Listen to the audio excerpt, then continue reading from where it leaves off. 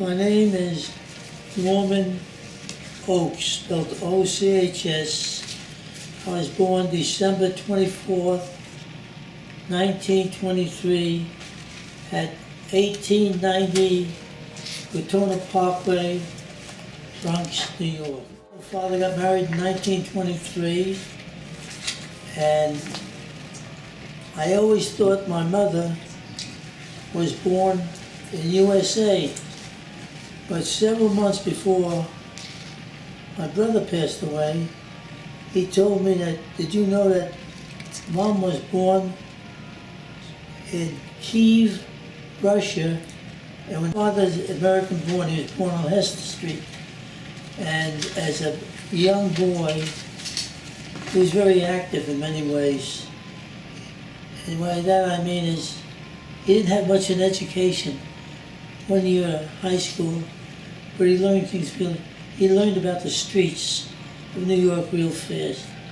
He hung around with a group of boys, mostly Jewish naturally, from Hester Street, who did things that weren't, you wouldn't do normally. They hitched behind horse and wagons. They'd pick up apples off a stand. Do little odd things like that. They got out of control. And they sent them at the age, I guess, 14 or 15, to the Henry Street settlement. That's the Lower East Side. And there he loved it because he began to learn. He liked wrestling, and he swam in the East River. He did a lot of things. He really enjoyed it. He made a lot of friends. Well, one broke out. I guess he was about 16 years old. He left home. And he went up to Chester, Pennsylvania. How he got there, I do not know. There was a shipyard up there. And in World War I just began. They were hiring apprentices. He learned drilling, steel plate, good man. He learned things fast. His education. I remember he showed me his pinky was missing.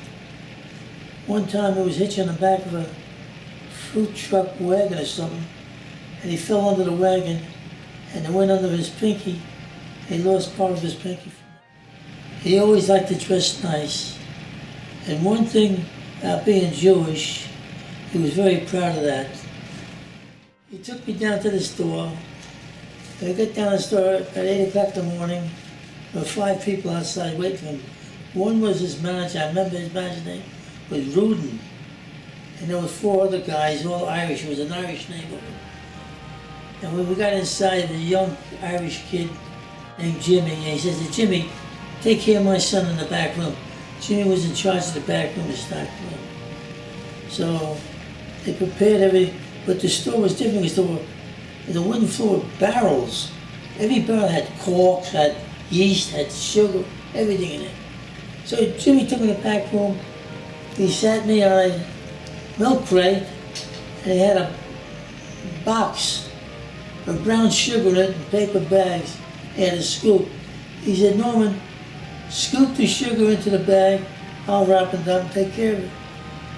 And then we went to lunch, to what was called a luncheonette, I guess, that time. And everybody knew Jimmy on the street, the cop and everybody. And we came back about 1 o'clock.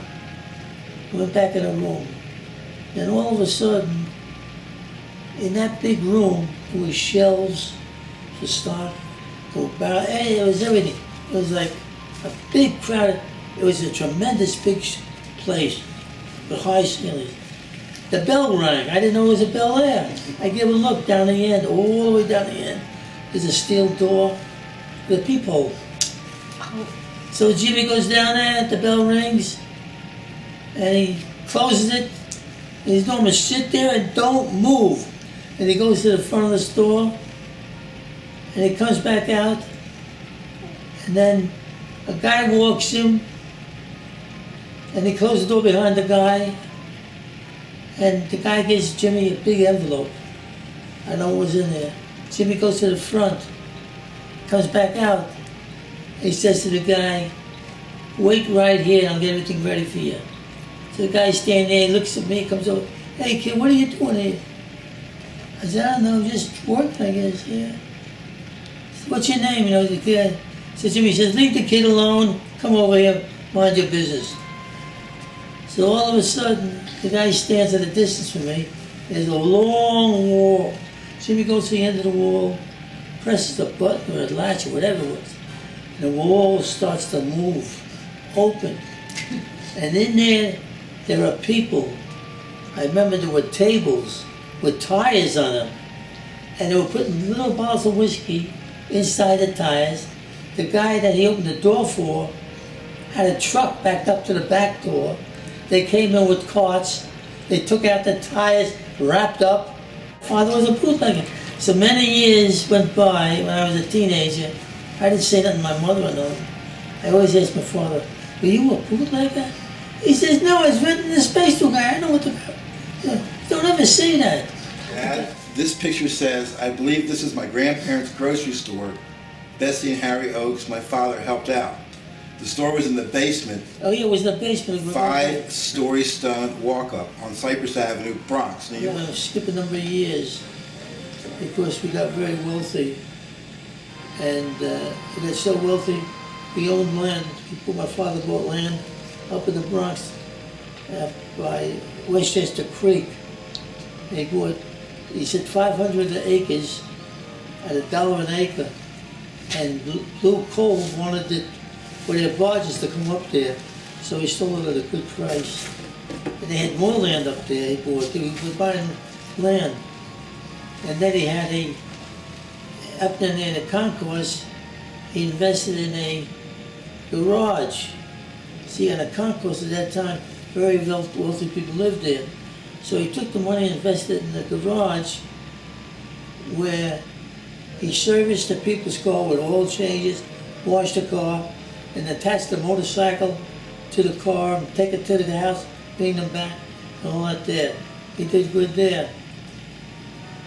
And then, every year he'd buy a new car. We were stuck in a Hudson. The guys knew him right away. Always get a new Hudson action. He would not want. It had to be a green Hudson. I don't know why he did that. Had a crazy. He was a great driver. He knew just where he was going and everything else. Everything was going fine. And he also, from 1928 to 1933, we had a house he bought on Elder Avenue in the Bronx. He had tenants there. And upstairs and downstairs. And downstairs he rented it to some young guys where they could have parties and all. From 1928 to 1933, every summer from June to Labor Day, we had a bungalow on West 35th Street, right close to Seagate. And it was only 7 blocks from the ocean. You could smell the salt there, that's how close we were. It was owned by the Strassler family. He had a daughter my age. I was about 5, 6 years old, whatever. And an older son, Louis, and the old man. And there were 5, 6 bungalows there.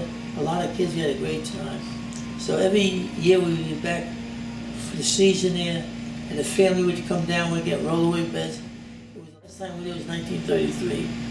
He fell on the floor in the harbor, and he couldn't get up, and his eyes popped. I was there. What happened? So I had an uncle who was an intern at Lincoln Hospital in the Bronx. And he went to Lincoln Hospital. They examined him there, and they said they believe he got a tumor on the brain. My Uncle Izzy, the doctor, says, you know, there's a doctor from England named Dr. Stuckey. He's only here for a short time. He's at New York Presbyterian Hospital. I'll contact him and see what he could do for us. So Izzy took care of that. And the guy came and examined my father. He has a brain tumor. Dr. Stuckey has been known in Europe for successfully removing tumors from the brain. So what happened was, he told my mother it's going to cost her a lot of money because he's got to stay here for 6 months. My mother went ahead and sold everything we had, sold the business, everything, just completely to pay for him. He stayed 6 months. The hospital watched my father. The operation was a success. It was the first brain tumor success in the United States. After my father got well and on his feet, he had a few $100s, and it was on East 177th Street, the Mapes Avenue. There was a grocery store that closed up. It was called Phillips Dairy. So my father went in there, made a deal with the guy, and he got the shelves and everything for the $500 for the landlord and a lease. And my grandfather was working as an egg handler, which was very popular in them days. What they do is they go into these grocery stores and they candle the eggs, make sure they're not bloodshot. So my grandfather came in, he had a little booth in the back. He came in once a week, twice a week, and candled the eggs, and everything was fine. First 6 months, my mother worked there, father worked there, I helped out a little bit. I think I was about 14, 15, I don't remember. And then all of a sudden, after 6 months of finally making a living there, a guy comes in the store and says to my father, I wasn't there, this is a story my father told. He says, you gotta have a union clerk. Full-time, it costs you $40, no, it costs you $20 a week. A part-time, it costs you $10 a week. Which do you want? Well, I said, I don't want neither one. The guy said, well, if you're doing it, you some busted windows here. My father grabbed a hold of him and ran him out of the store. The guy ran back in and he says, don't ever do that to me again because you're going to regret it. My father, I do whatever, he says, get the hell out of the store. So what happened was, they came by one night and broke the windows. My father went to the police. And the police said, oh, you can't do nothing. He went to turn. So my father said, well, I'm going to sell the place. No sense of staying here. So we had the place up for sale. But in the meantime, we hired a guy for $10 a week, union guy. And then one night, another guy comes in. And he has a, I was in the store with my father that night. And he has a coin wrapper in his hand. And he says, hey, Mr. Ochs, you see this? You know what this is? Yeah, it's a coin wrapper. Why? That's your protection. Protection? What kind of protection?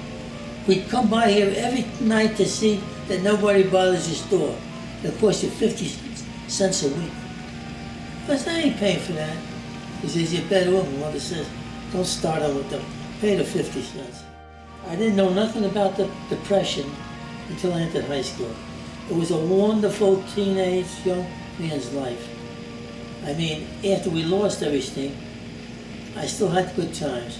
First, my mother used to give me pennies, and I'd make believe there were soldiers and run them. And out the window, there was a long hill. And in the winter time, there were no cars on the street. I could see the horse and wagons trying to make it up the hill in the snow and trying to make it down the hill.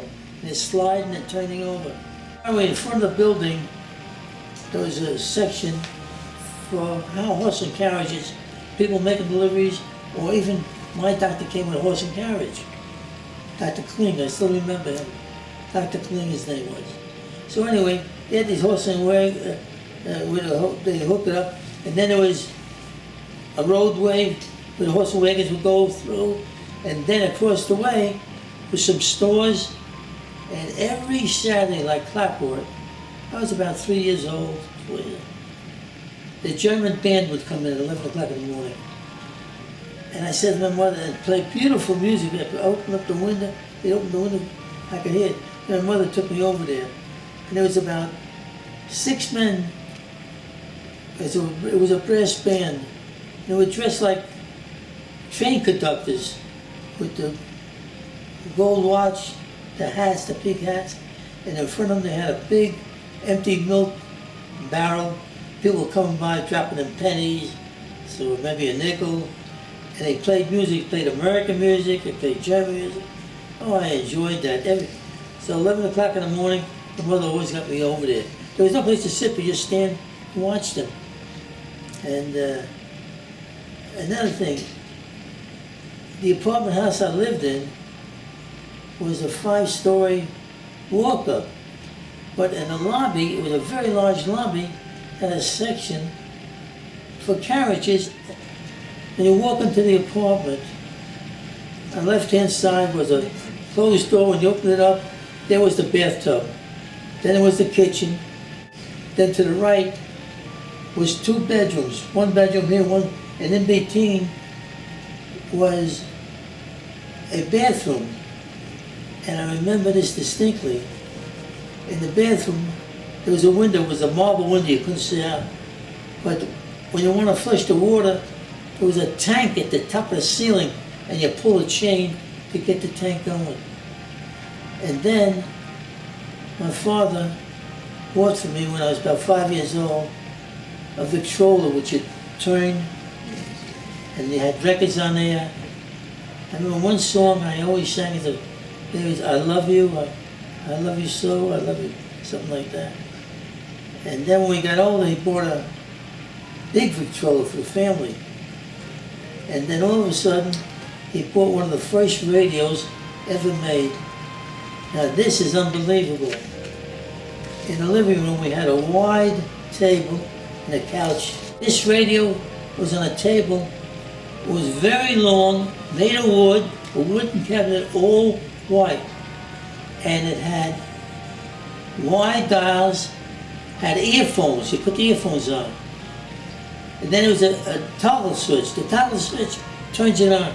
And in the back, it was exposed to about 15 tubes. So it lights up. Then you had a wire coming out from the back. You take the wire and you run it out the window to get reception. And then you got 2 dials. You got the earphones on. 1 dial is for sound, and 1 dial is to pick up a station. It was very difficult to do, but you could pick up a station like music or something like that. And next door to us were the Morrisons. And they were Irish, and Mr. Morrison was training to be a fireman. And I remember he brought me little fire cars, very nice people. So one day they brought in some kind of ham or something. My mother, very kosher. Oh, okay. He says, I can't take it. They said, why? I'm strictly kosher. We're not allowed to have anything that's not, oh, they didn't know, they apologized. So when mother made stuff, she made her own stuff, own cookies, her own bread. She always brought it to me like that. They were good friends, my father and Bill Morrison, and they had a girl my age, I guess I was about 5 years old, maybe younger, 3 years old maybe. Her name was Grace, and then she had a little brother named Billy, I remember. And then we decided to move. I don't know how my father found this place, Virginia Avenue, in the Bronx, not knowing that the neighbor was Italian. We moved, there was a beautiful 6-story yellow brick building. Yeah, I was getting ready to start school there, and I made some Italian friends, and there was some Irish people there. There was a dentist in the building. Everybody was very nice. It was a small elevator. So a beautiful lobby with mirrors, stone benches, and when you walk in, a canopy out to the street with 1236. And they had a doorman. Across the street, they start building single-family houses, 2-story family houses. A family could live upstairs, a family could live downstairs, garage in the back. I started making friends there. It was a nice neighborhood, and it was a long walk to school. It was over a mile. We walked like there was no end to it, long blocks. What school was that? There was no public school 36. There was no school buses except for handicap. So it was a long walk. There was a man in the neighborhood, an Italian guy. His name was Mr. Crosetti. Nobody knew anything about him. Nobody. He had a secret life. He had a daughter, only one daughter, Anna Marie. You don't call her Anna, you call her Anna Marie. He was very strict about that. So she went to parochial school, Holy Family. But I became friends with her through my friends. He let her come out. So every morning at 10 o'clock, my mother would send me down sometimes to get the newspaper. It was 9:30, 10 o'clock. So the first time I went down there, and he's in his store there, he's looking, and he has a little dog, a black and white dog, and the dog's not on a leash. And he talks to the dog in Italian.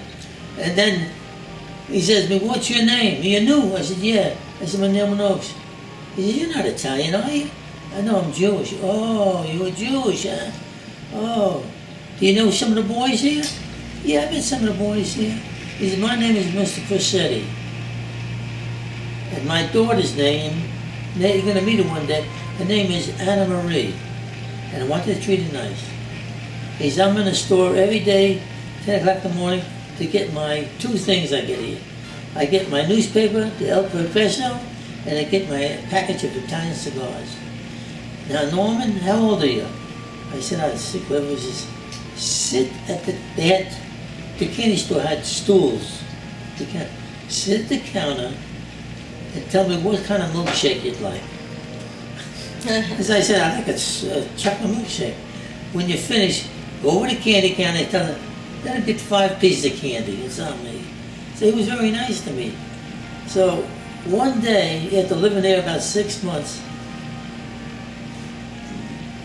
I came from the store someplace with my mother, and we get into the elevator.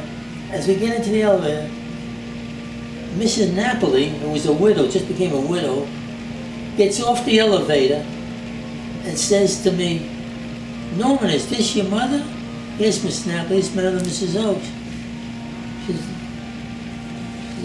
Napoli says, in broken Italian, she says, "How are you?" So my mother says, "What did she say?" She said, "How are you?" He says, "Gente." Miss Napoli said, "What did she say?" She said, "You're very nice."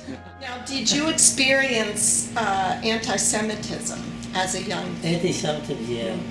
Where did you experience I that? experienced that, well, I experienced that very badly. When I got into first year of high school, it was a German neighborhood not far from the German Bund camp. 10 miles from us was the German Bund camp.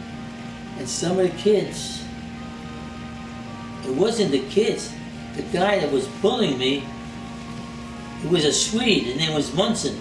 They were bullies. But to make a long story short, when I got to postcode 36, I was bullied a little around because I was a fat kid. I was wearing shoes with laces. And the kids used to kid me and everything else. And they used to bully me. But there was an Irish kid, James Lynch. He was a big kid. He took care of me. And nobody touched me. And the sad thing about James Lynch was, when we got to 6th grade, he says, "Norman, I'm not going to see you anymore." So why? He says, "I'm leaving home." He says, "My father beats me, and it's unbearable. I'm going to get a freight train and go someplace." He says, "I don't know where I'm going." Sure enough, he disappeared. Never knew what happened to him. Never heard from him. He meant well. And then the kids in public school 36, the Italians, 75% of the school was Italian, and they had relatives, cousins with cousins and cousins living there. And I got along with all of them finally, and the teachers were nice. Teachers were very good, and everything was fine. And then when I get home from school in the neighborhood, 15, maybe 20 of us in the springtime would get together, and I'm passionate with stickball. So we split up teams and play stickball till dusk. And then we'd go traveling to Arthur Avenue, other neighborhoods to play with us. You take a mop stick, cut the head off, and you use a punch bowl, a small one. I gotta tell you a funny story. One day we're playing stickball in the springtime, and there's a girl named Dorothy, I forgot her last name. She had a brother named Johnny. I knew he was in the music business, but I didn't know what. But the guys all knew her very well because they all go to church together. And she knew me too. but I never knew her last time. I knew it started with a P, Dorothy. So Dorothy comes over playing, we start to play stickball. It was about 4 o'clock. And Dorothy comes over, hey fellas, she stops, she gets off the sidewalk, and there's a guy standing, a skinny guy sitting there, a thin guy with a brim hat, a zoot suit, and he's standing there, a thin guy. And she says, wait a minute fellas, stop the game. I want you to meet somebody. Who? This guy here. Who is he? His name is Francis Sinatra. They call him Frankie. Who? And my friend Choo Choo, he retired as a police captain. His name is Philly Chula. But we always nickname was Choo Choo, because when he was a kid he thought it was a choo-choo train. So we were the only ones allowed to call him Choo Choo. So Philly speaks real good Italian, Sicilian Italian. So Phil says to him, you speak Italian? He says, yeah. He says, I'm Italian. Where you from? Hoboken. So Phil says, where is Hoboken? It's in New Jersey. Yeah. So Dorothy says, now wait a minute, let me finish what I got to say. Frankie is staying at my house. My brother Johnny is his manager for music arrangement. This coming Saturday, for the first time, he's going to be in a Lucky Strike hit parade. So what I want you to do, when you see Frankie, tell him how good he was. Fine. So we went back to playing ball, and then he came very familiar. He came by a couple of times. We were playing ball, and we told him how good he was out there. He didn't pay much attention. He saw us playing stickball. He says, wait a minute, I'll show you how to play stickball. So he told us he got to hit from the bottom, hit hard, and he says to, what's your name? I said, no, hold my jacket and hat. And he hit the ball, and the ball was going down the sewer. And we said, oh my God, the ball's going down the sewer. When I make a lot of money, I'll buy all the balls you want. So the next time I saw him, I was in the candy store. I went in the candy store for something. And then I was at the soda counter, whatever it was. I see by the cigarette, I see a guy walking in. It's Frank Sinatra. I run over, hey Frankie.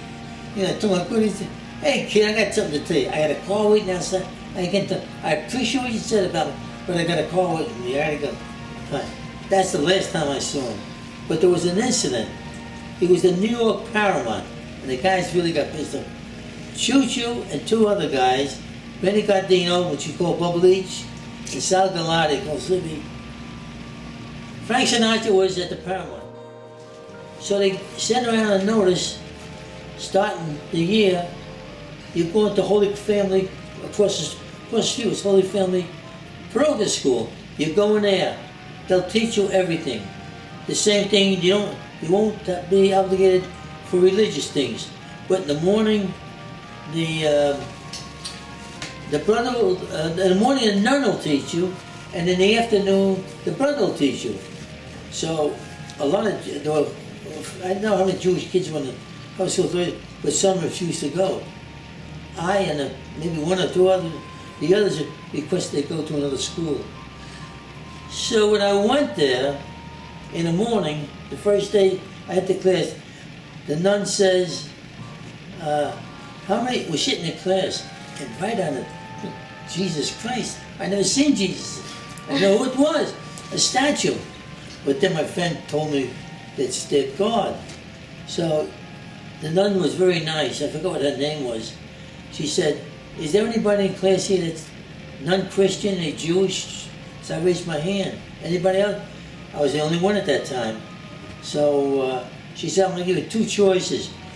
Go outside and wait till our prayers are over, or sit here while we say our prayers, but when you sit at the desk, bend your head down and fold your hands like this. What do you prefer to do?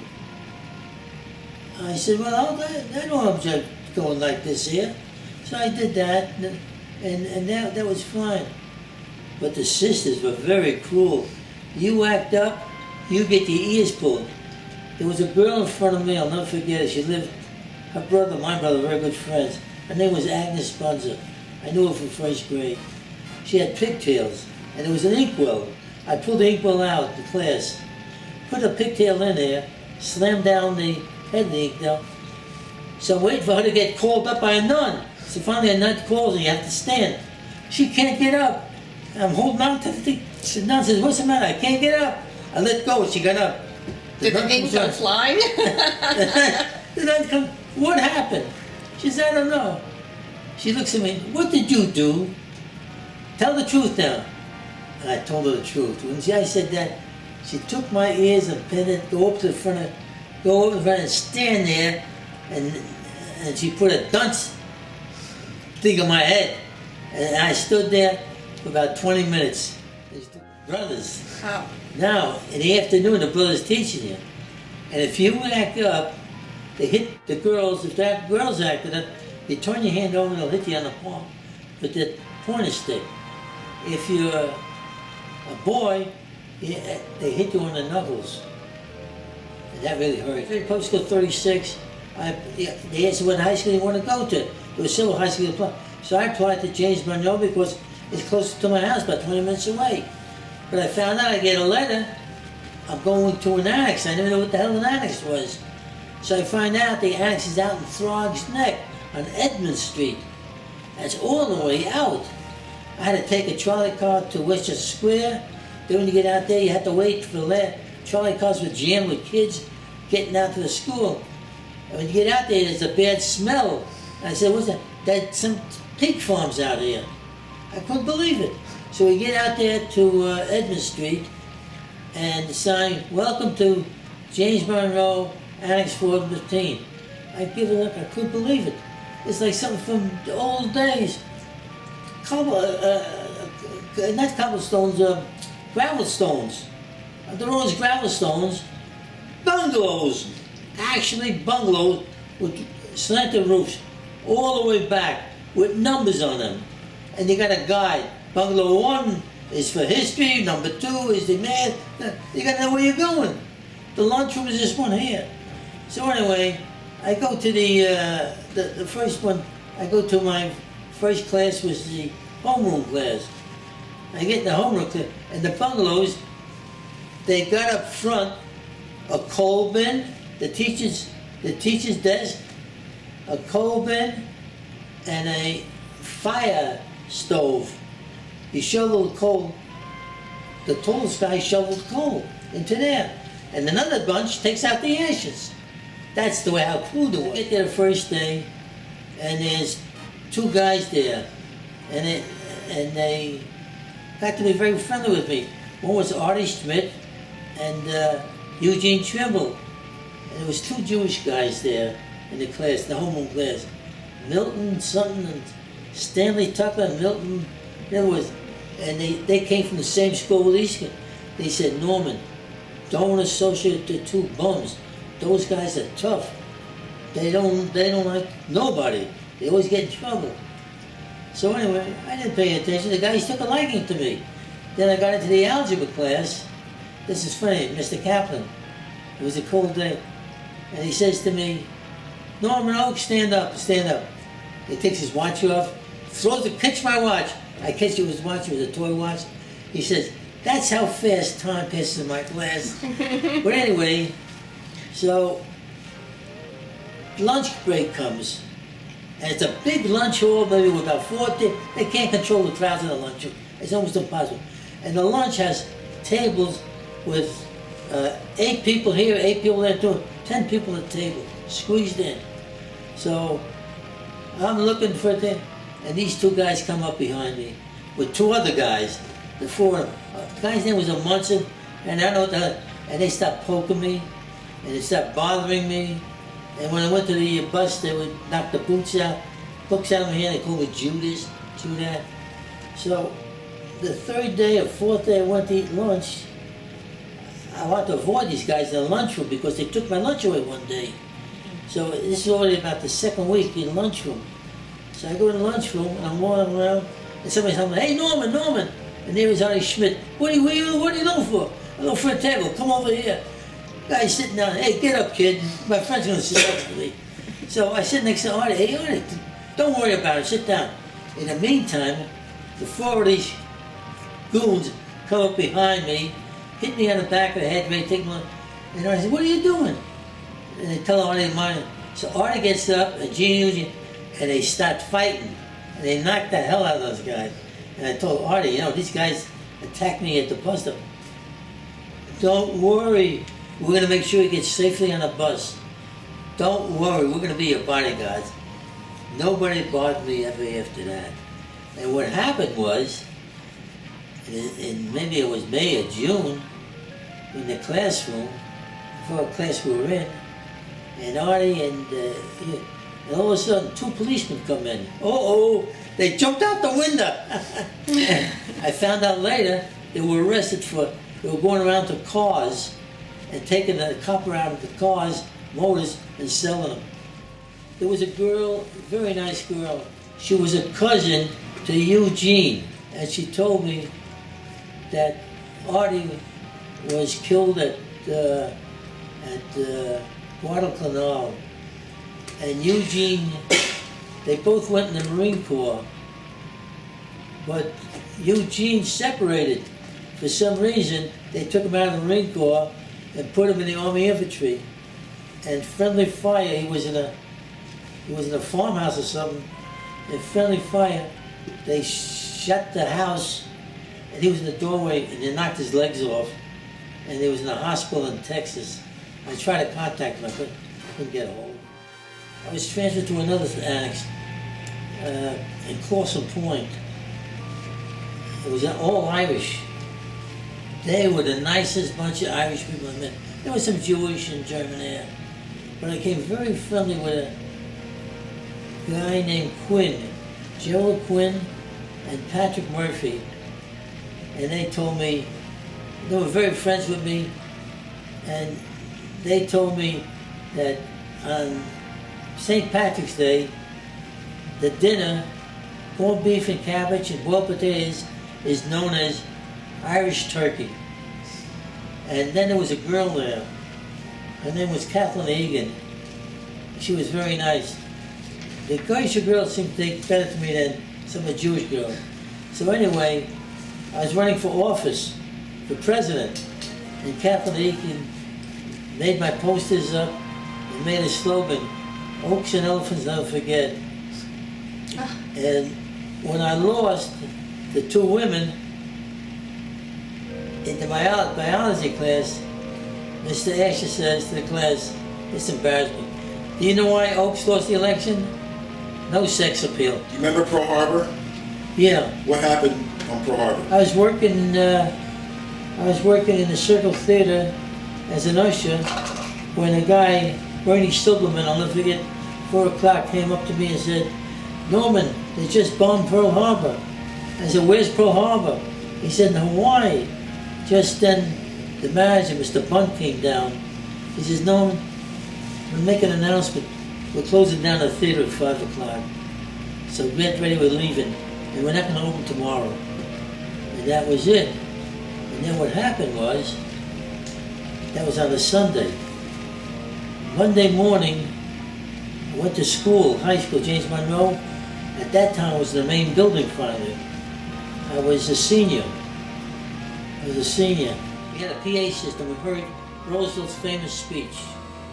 And then 1 o'clock, Mr. Tinderman, who was the dean of boys, made an announcement. The announcement was, all seniors can leave the school and go enlist in the service, and you don't have to come back. We'll mail you a diploma. So the next morning, Tuesday morning, that was the 8th, that was the 9th. Tuesday morning was, I got on the Parkchester station. It's got at Parkchester, 7:15 in the morning. It was mobbed. People trying to get up to the elevator, it was mobbed. So a woman says, well, you know what the problem is? I said, what? She says, everybody's volunteering to taking up the trains. So how do you get on the train? She's gonna have to wait like everybody else. So little by little, we walked up the steps every 5 minutes, 10 minutes, till I got upstairs. It must have been about 8:30. When I finally got upstairs, the trains were packed. You waited again. Then finally, they sent through an empty train. Everybody rushed on. Then we got down to 42nd Street to change over. I said, you know what? I'm not going to change over. Change over, you'll never get the other train, the express. So I stayed on the Pelham Bay going all the way down to Grand Central Station. It took more time. Then when I got to Grand Central Station, I was heading for, I wanted to go to Grand Central Palace, where you join the Army or Navy and Marine Corps. So I get down to Grand Central Palace, and it's mobbed with men, very few women. And they're trying to get up to Lexington Avenue. That's where it is. Finally, we get up to Lexington Avenue. I couldn't believe what I saw. Thousands and thousands of men, bumper to bumper, stores were closed. From one side to the other, bundled together tight. And the most famous thing they always said, I want to go in the Marine Corps. Everybody wants to go in the Marine Corps. Well, let me tell you something, when you get up there, they'll tell you where you're going to go. But everybody wants to go to the Marine Corps, the Marine Corps. So anyway, I finally got up there, I think it was about 1 o'clock. And I started taking examination, and then they said, stretch your arms. My left arm is short, it's broken. Step aside, why? What's wrong with your arm? I said, it's broken. You can't take a man with a short arm. You're forever. So what happened was, I went back to class the next day. I felt that small. There was only me and one other guy that never got in the service. Everybody else never came back to school. There was no prom. There were no boys around. So what happened was, that morning, all week long, they were advertising on the radio, free training courses, aviation, shipbuilding, radio and all that there. They were giving training courses at Manhattan Aviation. So I got down there at 5:30 in the morning. I was one of the earliest people down there. Got an application in, I was called, and I went to Manhattan Aviation High School for training. And from there I went to Harvard Aviation training. Then Well, what were you learning to do? aviation engine mechanic. So then when I finished the course, they had jobs available in different parts of the country. So I got a job in Rome, New York as an apprentice aircraft engine mechanic. They were bringing in engines that were already run on aircraft for testing, like they're taking out B-17s into the desert for landing and trying all that stuff. Then they got too many miles on it, so they bring them in, the engines have to be overhauled. So we disassembled the engines, and then they put them into what they call gunk. And after they pass gunk, they clean them up, and they got a machine.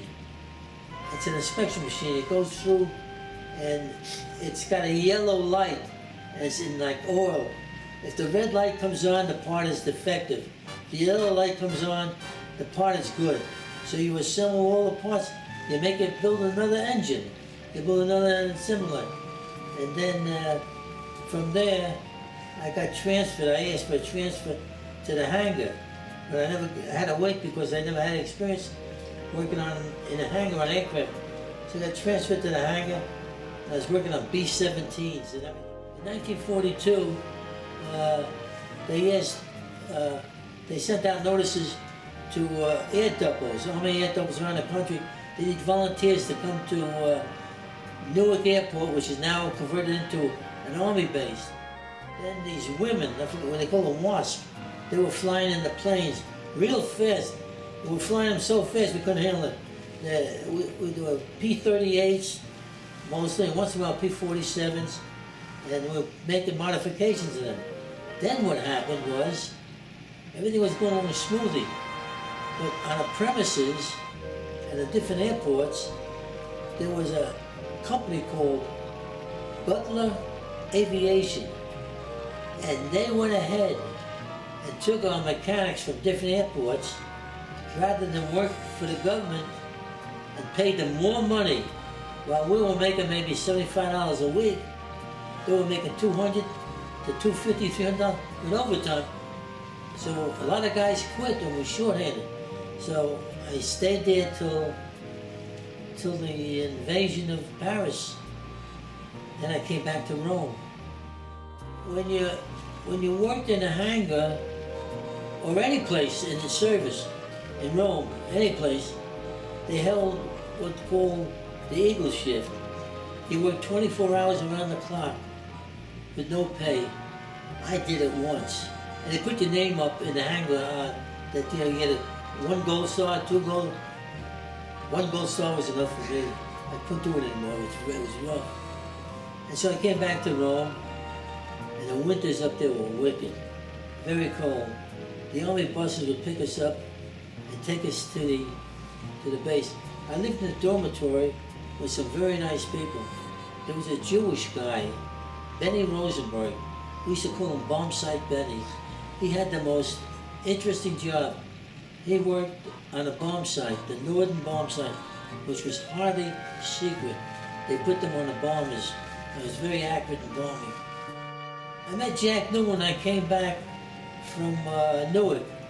He had a room down the end, and they would have put me in the old room. And I met Jack, and somehow I went in with Jack, and it was a corner room, and stayed there with him. Oh yeah, he introduced me to my wife. When the war ended, it was difficult for a 4F to get a job in the industry. I answered a job for construction. It was B&B construction workers. So I went in there, and there were a few guys left with me, and I go in, I get the application. The guy comes running out, he says, come in the office. He says, do you know where Ellis Avenue is in the Bronx? I said, yeah, it's on the corner of Virginia and Ellis. He says, do you know a man named Mr. Crusetti? Well, I know him, but I can't say that I know him like I know him. I know him hello and goodbye. He says, wait a minute. So I'm waiting out there for 10 minutes. He says, you got the job. I said, how come? Mr. Crusetti said, you're very good, you're a friend of his, give him the job. So I got the job. He says, you start Monday morning. I get out there, and I was told I was going to work in the office. And the office manager's name is Barney. And he says to me, oh, he says, I see you know Mr. Crusetti. He says, oh, nobody can touch you, you know that? I said, I don't know what you're talking about. He says, forget it. He said, I got a job for you. I said, yeah. In the office. No. You're not going to work in the office. I said, where am I going to work? You're going to work outside checking in trailers.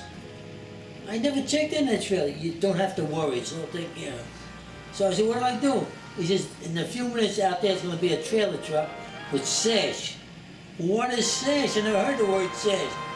He says, sash are window frames. They come in bundles of 5. Just check them off as they come off the truck. So he said, where do I go? He says, you walk down the road here and there. So I walked down a distance. I finally found the place where the guys tell me where the truck's back in all up there. I see other trucks there. So this big trailer truck comes in with window frames, bundled 5 at a time. The guy gets off, puts the jacks up, this and this. He said, what's your name, kid? I said, Norman Ochs. Okay, kid. Now watch me, he says. Well, I have nothing else to do but watch you. So anyway, he's taking them off. He's checking them off. He says, you don't have to check it off. What are you going to just... I'm checking it off, do you mind? So I check it off. It's supposed to be 50 on it. 50. So he's got off 49. One bundle of 5 is on the truck. I said, hey, you left a bundle on the truck. You only got 49 off the truck. There's a bundle of 5 on there. Takes out of his pocket. He's got his wallet. Takes out 5. Here, kid, $5. What's that for? Everybody, don't you know this is known as the $5 job? I said, I don't take that. No. He says, come with me, kid, come with me. So he takes me off the back. Hey, Barney, this kid's giving me a hard time. He won't let me do what I have to do. You know what I'm talking about, Barney? Yeah. Give me the work order sheet, I'll sign it. So Barney signs it. So Barney calls me in his office. You gotta play ball here. And they don't say a word to nobody. I was going to be in trouble. So I got kind of scared. Jesus Christ, I can't. Who am I going to talk to? So he said, I got a nut truck coming in after lunch. Stay in the office here and work with the papers. I said, so after lunch I go. So what I got to do? concrete trucks coming in. Okay, supposed to be 10 yards of concrete, 10 yards. So there's a gauge there. So the guy backs up, he's dropping it off and he stops. I see 9. So I said, hey, it's hit 9, where's the 10? Here, $5. I ain't taking no $5. Yeah. It just blew my mind. So anyway, I go to the office, Barney says, I'll take care of it. Barney signs it. So then he keeps me in the office there. Then he says to me, I got an easy job for you. He says, when the day is over, this is easy. You can't mess this one up for me. And then go to every contract I've got. We got a iron contractor. We got a wood guy and so forth. Go down there's a list. There's about 10, 12 contractors we got. Go to ask what they did today. So I go to the first contract. I start out at 3 o'clock. What did you do today? Guy says, I did today what I did yesterday. What? What did you do yesterday? I did what I did the day before. They wouldn't tell. I said, I gotta know what you did. I did today what I did yesterday. If you look at the record, just Barney got it. I go to the next one, everyone the same way. I come back, hey Barney, everybody did what they did yesterday. Good, you already finished the job, you did a good job. He wants me to be the checkout for the tools shop. I never did that before. He says, when laborers come in the morning, count the tools they're taking out, and then they're going to bring them back. So I count the tools they're taking out, and then comes 3 o'clock, they get off, I'm looking for the tools. So 4 guys are missing with the tools. I go to Barney. Barney says, don't worry about it, we'll put them on the payroll, don't worry about it. Just mark it, we got it. Barney, I don't understand what the hell's going on here. Just keep your mouth shut. I take care of it. Fine. Then a few weeks later with some heavy rains, so they couldn't work. So the foreman, the general foreman of the project, comes into the office, gets me in the corner. Hey Norman, I want to talk to you in private. Gets me in the corner. He says, hey, I gotta flood my house. I need 2 pumps. I'm gonna take with me 2 of the pumps off the project. After I leave, call the police, tell them it was stolen. I said, I'm not doing that.